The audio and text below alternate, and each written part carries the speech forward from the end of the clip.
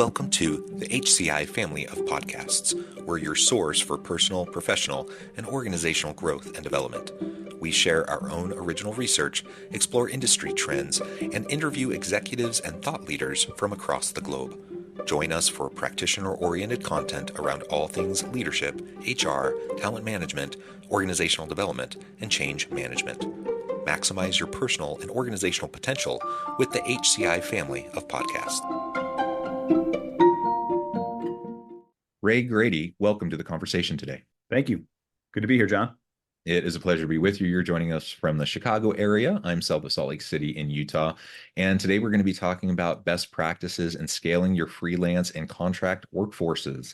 This is a super interesting topic to me. I am an HR guy. I'm a professor and a researcher in that space. So it's something that I think about and look at all the time anyways, but I also do consulting in the space. And so, as I track the contingent workforce and I look at, the rise of the gig economy, for example, and how that's grown over the last couple of decades, it's just super fascinating to see where this has been going and where it appears to be going in the coming years. So I'm thrilled to have the chance to sit down with you because this is what you are all about. This is what your company does, and to get the ground floor on what the latest trends are, I think will be super helpful for both me and for my audience. To get started, I wanted to share Ray's bio with everybody. Ray Grady, the CEO of Worksuite, brings over 20 years of experience in scaling high-growth B2B organizations, leading the company in designing and executing Worksuite's vision, strategy, growth plans, and company operations. Prior to joining Worksuite, Ray held several executive positions, including CEO of Conexiom and Senior Vice President and COO of GM of B2B Commerce at Salesforce.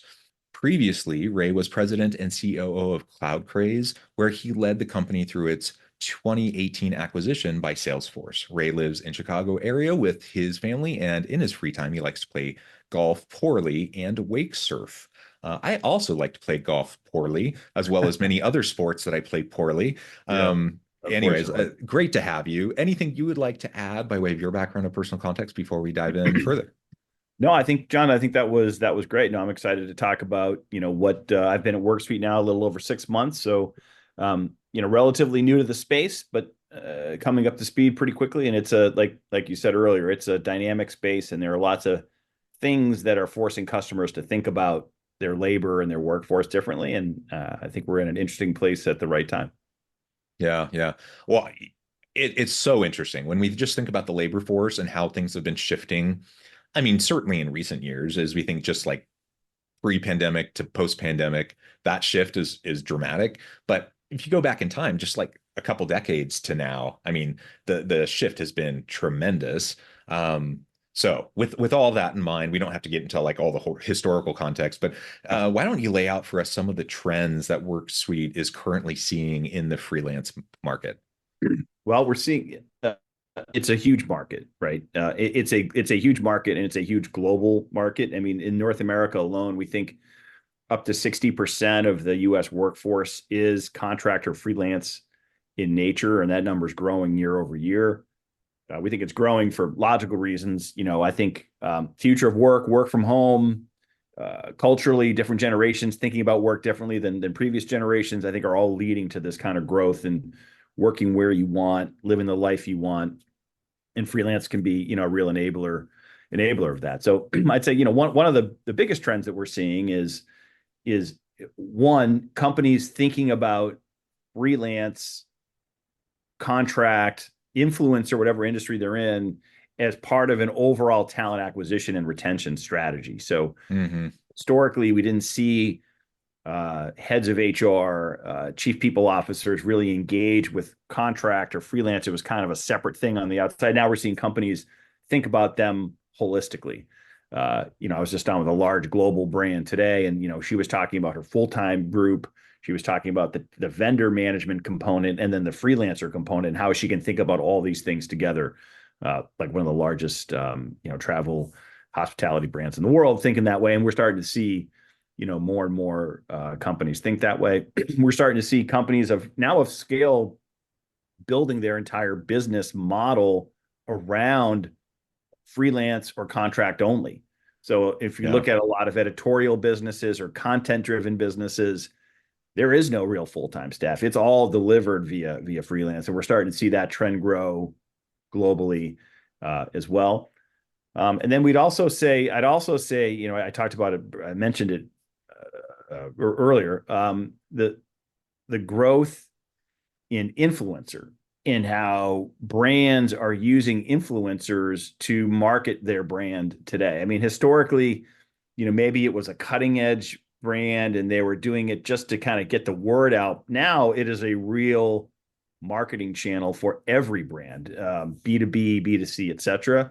And obviously, when you start to look at engaging an influencer, that person could be a one-person show, or he or she could have a team of people behind them. So the concepts of managing a contract or legal are more pronounced in that type of environment. So those are some trends that we're seeing. Yeah, yeah. And you point to both sides of the equation. So you have the employer side and you have the labor side. And both sides are leaning into this. So I think, I mean, I don't want to overstate the generational effect here because certainly there are folks from all generations that are leaning into the freelancer space, that like to have that lifestyle. But particularly for like younger millennials and Gen Z, it seems like there's a disproportionate number of workers from those generational cohorts that are really embracing the freelance worker lifestyle. They just like the freedom. They like the flexibility. They're not necessarily buying into kind of the traditional corporate, worker kind of Yeah. mentality, all of that, right? They don't buy into the traditional kind of, buy a house and live in the suburbs and like all those kind of societal norms. They're kind of disrupting some of that. So they just don't buy into it and they're kind of doing their own thing, right? So you have that on the worker side, but employers are seeing the huge value of it because, of course, it provides more flexibility to organizations. It's cheaper usually in terms of you don't have the healthcare costs and the other benefits. You don't have some of the other expenses related to full-time employees. And so if there's the desire on both sides to have more freelance workers, there's no wonder why we see the rise in more freelance workers. So it's really interesting. And you noted even, like editorial types of jobs and content creation types of jobs that are moving so dramatically in this direction. And we can hem and haw over it. And some people are saying it's the demise of the newspapers or whatever. That's a debate that we could have, but it's also just the reality of what's happening. So ultimately we just that's a different conversation to have that debate, but ultimately if we're just talking about the work side of it, it's what's happening, and we have to figure out what we're going to do with it. That's right. Okay, so with all of that, kind of as a foundational context, can you tell us more about some of some of the data that you've just released? Worksuite just released and issued some data around the number of freelancers from 2023 versus 2024. I think your data showed that it had doubled from H123 to H224. What do you think are some of the best practices that organizations should follow as they're managing and scaling that freelance and contract workforce? Yeah, so I think we have seen interesting trends. We've seen an increase in, and not surprisingly, if you look at high tech, if you look at creative services, if you look at event services, if you look um, gaming, we're seeing an increase in labor that's shifting more towards that freelancer year over year growth. But as it relates to best practices, it's really you have to deliver. What we're seeing is historically people have maybe used disparate systems to manage a freelancer network. So what do I mean by that? So one, they may onboard them and they may ensure worker classification and compliance either through an outsourced entity or through a homegrown system. They may Mhm. manage tasks in Asana or projects in Asana. They may manage contracts in a contract management lifecycle application. They may onboard these people through a procurement application, which I've seen in the past, like Ariba, be it a freelancer or an influencer through a traditional. They may pay them through their accounts payable system, and when you do that, you have like these really you're offering up applications or processes that are not purpose built for the freelancer or for the influencer. And as such, you're delivering a very poor experience. And if you're competing for the best labor, and oftentimes, these freelancers, they have the ability to work however they want and where they want, and they're in high demand. So what we think of best practices, if you look at your onboarding experience for an employee, that's very purposeful, and it's very much on brand, and it's trying to deliver the ethos of the brand to that employee.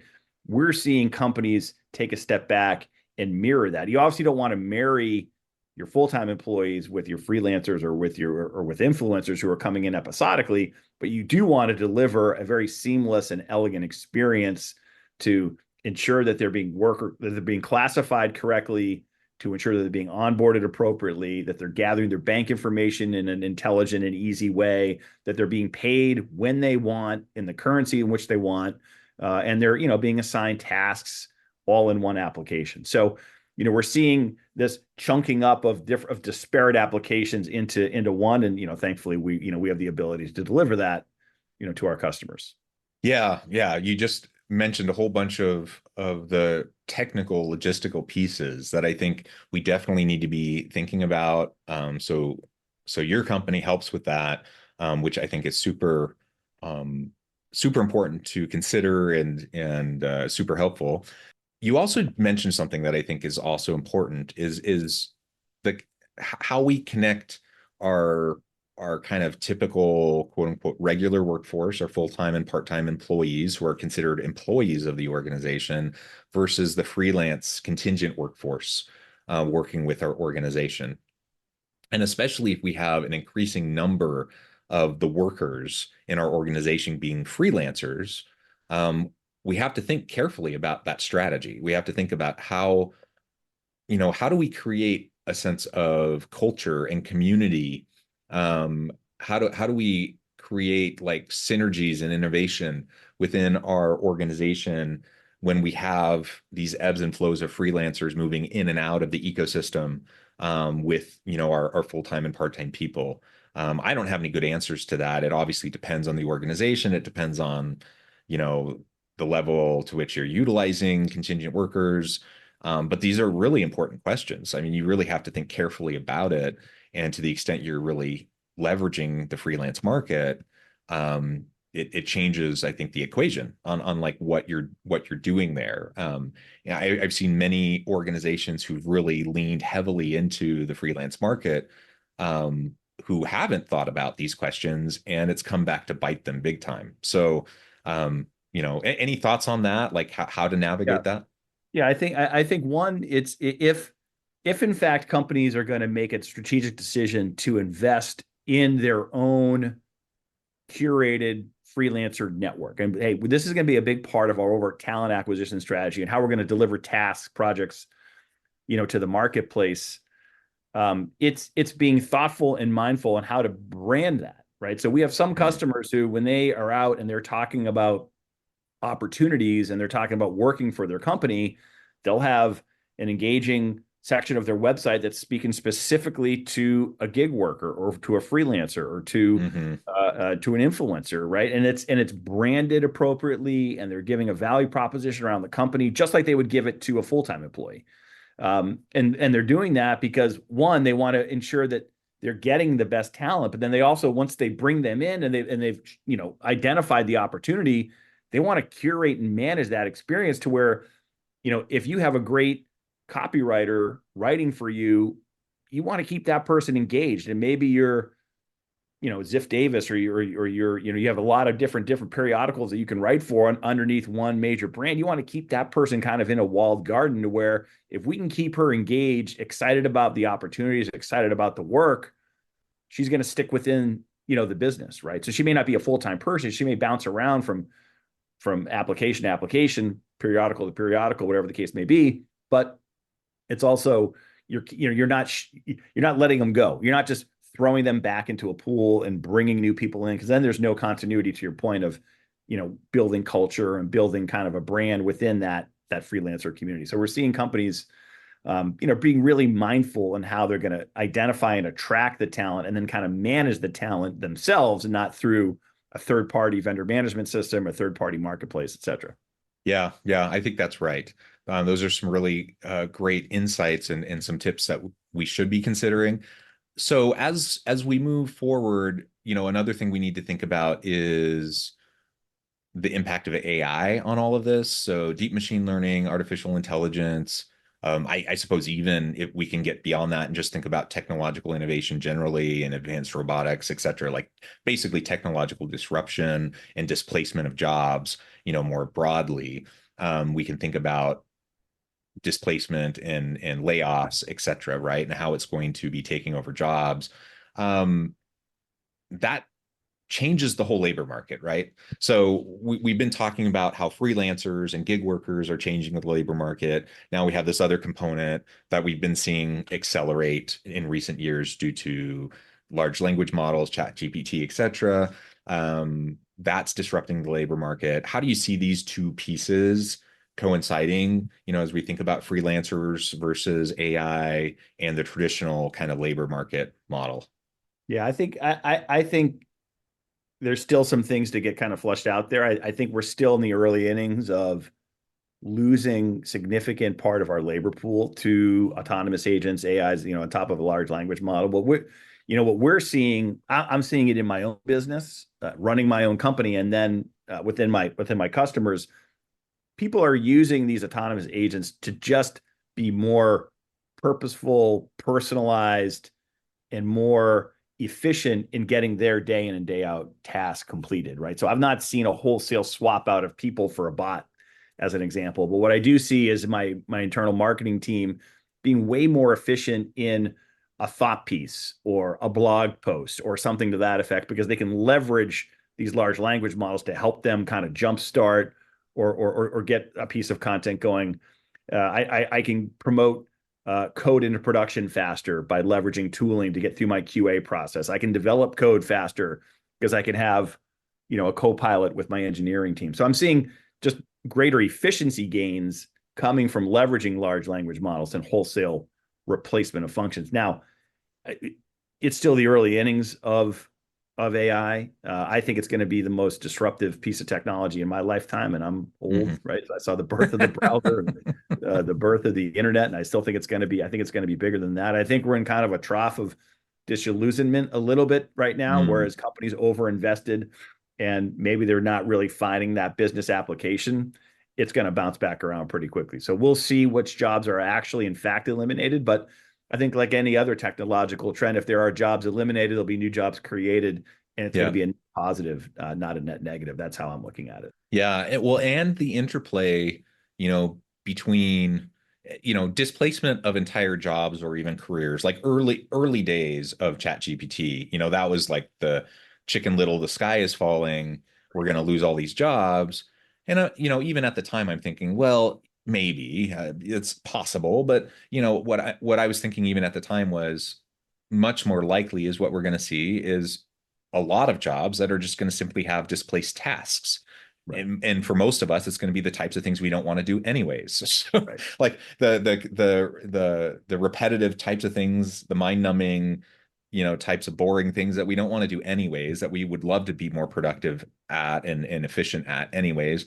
And there's always going to be some displacement. And every time we have some new technology, it helps us to do things more efficiently, faster, more effectively, whatever, right? And so this is just another tool to do that. Will there eventually be some replacement of workers and some displacement of jobs, et cetera? Sure. But mostly we're talking about tasks. We're talking about certain types of elements of jobs that are going to be displaced largely at this point. But that doesn't just apply to full-time workers or part-time workers, full-time, part-time employees at organizations. It applies to freelancers too. So sure. Like how have you seen this play out? So if I'm a freelance worker and now all of a sudden, I can 10x my output as a freelancer because I learn how to leverage AI. what does that mean for me in my ability to, be competitive in the freelancer space, in my ability to earn a living, all that kind of stuff. I mean, to me, it's a tremendous, and what we're seeing, and again, it's still early, but we do see this in pockets. It's a tremendous boon to the freelancer because she can be much more productive and she can cut across multiple customers and get the same quality of work done than maybe she was just doing with one brand or one company or one division, initially, right? So now if you're in copy, you can be a lot more productive. If you're in creative design, you can be a lot more productive. And if you're leveraging these tools intelligently. So we're seeing it as a real benefit to the freelancer and the contractor because they can kind of expand their reach and get more work done. Yeah, yeah. So we've talked about this acceleration piece.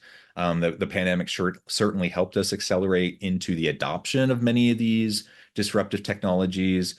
Certainly, there were organizations already leaning into many of these disruptions pre-pandemic. We just saw the wide-scale societal adoption of many of these disruptions because of the pandemic. It necessitated it. But it launched us into the future of work. So I think many people would agree that where we thought, maybe what we thought was 10 years down the line, now all of a sudden we leapfrogged, 5 years into the future because of the pandemic or something like that, right? How do you see this in terms of like remote work and where you see companies going, either right or wrong, in relation to embracing new employment models and flexible work arrangements, both in relation to, this freelance market and just labor market generally? I think it's going to be you're going to have to meet the worker where they are. Meaning, if I'm a great data scientist and I don't want to work for one particular company and I want to do really cool work and I want to do it on my own terms, companies have to be mindful of that, and they have to have a talent acquisition strategy and a task deployment and a project management methodology to engage with someone like me. If I'm a full-time data scientist and I want to work for a company because I want to go into the office 3 or 4 days a week, and I want to collaborate with my teammates, the company's going to have to be mindful there and have the right kind of talent acquisition and retention strategy there. So I think companies thinking that, unfortunately, they're going to dictate terms to the labor pool, I don't think that's the right strategy, right? I think it's going to be, what's our vision? What are our values? What's our purpose? What are we trying to do as a company? And then engage with people the way in which they want to be engaged, so you can deliver the best product and services to the marketplace, be it freelance, full-time, in office, fully remote, hybrid, etc.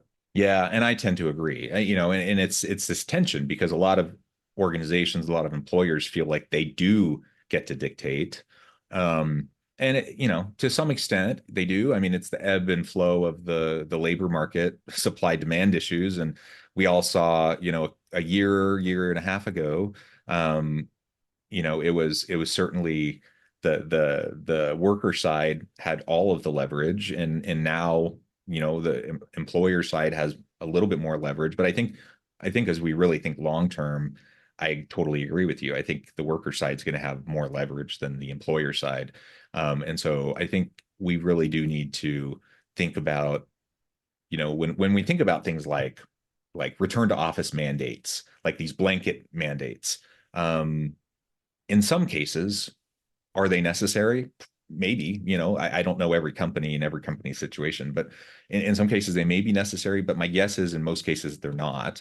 In most cases, they're probably just the preference of the CEO or the particular executive. And so we probably usually need to take more of a nuanced approach, and we probably need to meet the labor market where it's at, like you just said, and particularly freelancers. I mean, there are certain times, in a particular project or task where you have to get together with your teammates, and I think you Right. should have an ability. One should have the ability to do that. And then, if there are other times where it doesn't matter where you are, but so long as you're delivering the tasks or the projects, so be it. You can live wherever you Yeah. want and do the work you want. So I think, again, so long as businesses are mindful of that, and it's at the end of the day, it's just going to it's a greater burden on the manager to ensure that they're understanding what their people are doing, that their people are engaged, that their people are happy, be it freelance or full time, and they're giving them the opportunity to live the life they want as they deliver what they're supposed to deliver for that business. Yeah, absolutely.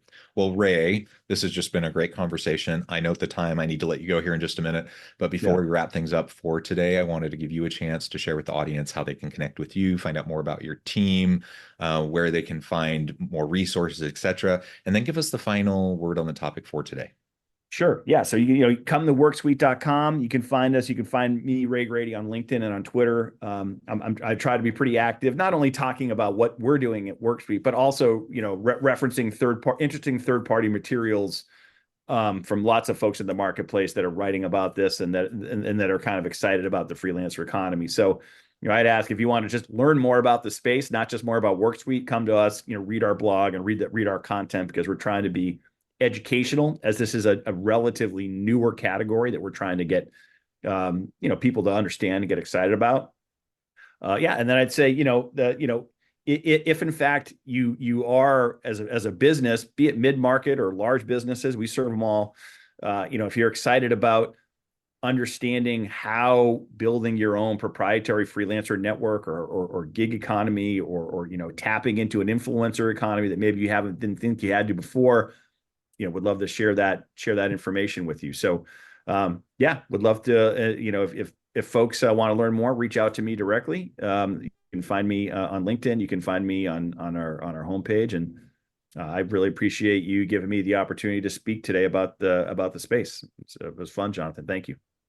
Awesome. Thank you, Ray. It's just been a real pleasure. I encourage the audience to reach out, get connected, find out more about what Ray can do for you. And as always, I hope everyone can stay healthy and safe. They can find meaning and purpose at work each and every day. And I hope you all have a great week.